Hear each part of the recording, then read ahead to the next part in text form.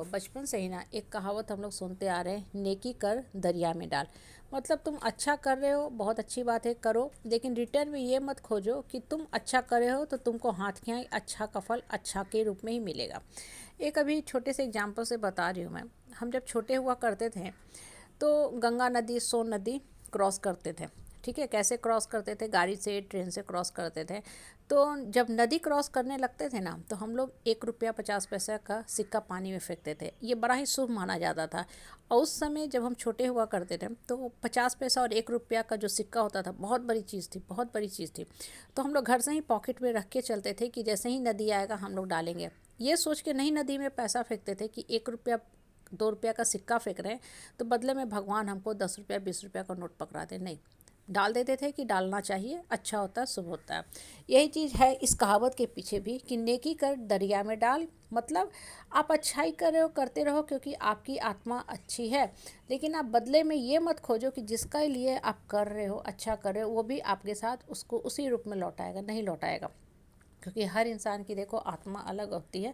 और सबसे बड़ी बात, जिसकी आत्मा के अंदर अच्छे संस्कार हैं, सद्गुण भरे हुए हैं ना, वो इंसान चाह के भी गलत या गंदा काम नहीं कर सकता है, अपशब्द नहीं बोल सकता है, क्योंकि उसका जो आत्मा है, मन है, वही नहीं स्वीकारता है।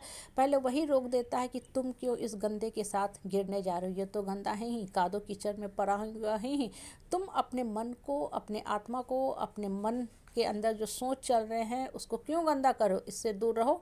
हाँ, जो अच्छा कर रहे हो चुपचाप करते रहो। अब देखो, बहुत बार होता है ना कि आप जिस समाज परिवार में रहते हो ना, आपकी जो अच्छाई है तो है ना, जब आप करते जाते हो तो लोग आपकी अच्छाई को बेवकूफ़ी समझने लगते हैं। बोलते हैं कि अरे ये तो मूर्ख है ही, ये तो इसी काम के लिए आया ही है, चलो इसको इस्तेमाल करो। मतलब आपको सिर्फ़ और सिर्फ वो क्या करेंगे, अपने स्वार्थ के लिए इस्तेमाल करते जाएंगे। और जैसे ही स्वार्थ पूरा हो जाएगा आपको उठा के फेंक देंगे। जैसे च्युइंगम होता है ना, हम खा लेते हैं जब तक मीठा रहती है, उसके बाद थूक देते हैं।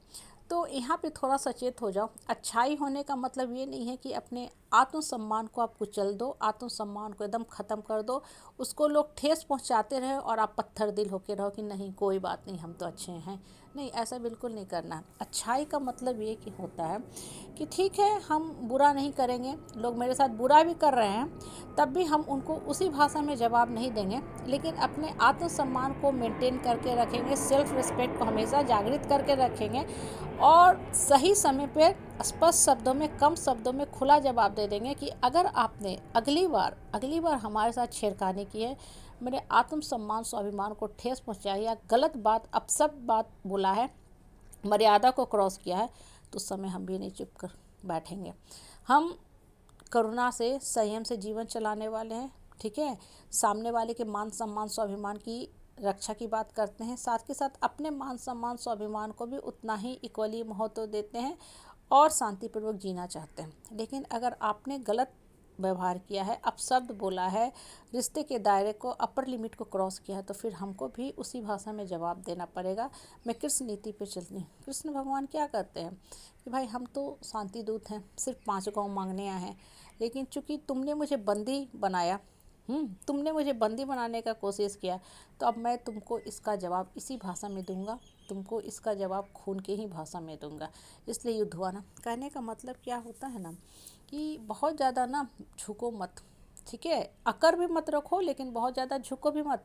इतना हमेशा अपना जो डिस्टेंस और स्पेस है रिश्ते में मेंटेन लेके चला करो कि सामने वाला ना आपको गलत ढंग से ट्रीट ना करें, आपको इडियट, मूर्ख ना समझे कि अरे कुछ भी बोल जाओ ये बर्दाश्त कर लेगा। नहीं, कुछ भी मत बोलने दो। नहीं तो होगा क्या ना कि आज वो आदमी बोल रहा है, कल उसका देखा देखी 2 और बोलेगा, फिर 2 और बोलेगा, और सब लोग सिर्फ और सिर्फ आपको सड़े हुए केले, सड़े हुए पायदान की तरह ट्रीट करते जाएंगे और आपकी भावना, फीलिंग, इमोशन को हमेशा ही हमेशा कुचलते जाएंगे। इसलिए चुपचाप रहो, अकेले बैठो, शांत से बैठो। जितना ज़्यादा अकेले बैठोगे ना, उतना ज़्यादा अपने आप को शक्तिशाली फील करोगे। बहुत बार लोग इसलिए भी, जानते हो, दबते जाते हैं परिवार में, समाज में, वो अकेले होने से डरते हैं। उनको लगता है कि सब लोग छोड़ देंगे, हम अनसोशल हो जाएंगे, हम कैसे रहेंगे, फिर हमारी पूछी ख़त्म हो जाएगी। तो लोग चाटुकरी, चापलूसों के चमचे वाले जो ग्रुप होते हैं ना, ना चाहते हुए इसमें शामिल हो जाते हैं, जो सरासर गलत है। इसलिए अपने मान सम्मान स्वाभिमान को हमेशा हायर प्रायोरिटी पे रखो, उसको हमेशा ऊपर स्थान दो। जो रिश्ते में प्यार से जुटे उनके साथ जुटो, नहीं जुटे चुपचाप अलग हो जाओ, बेकार लोगों को साइड कर दो, वाहियात लोगों को अलग कर दो।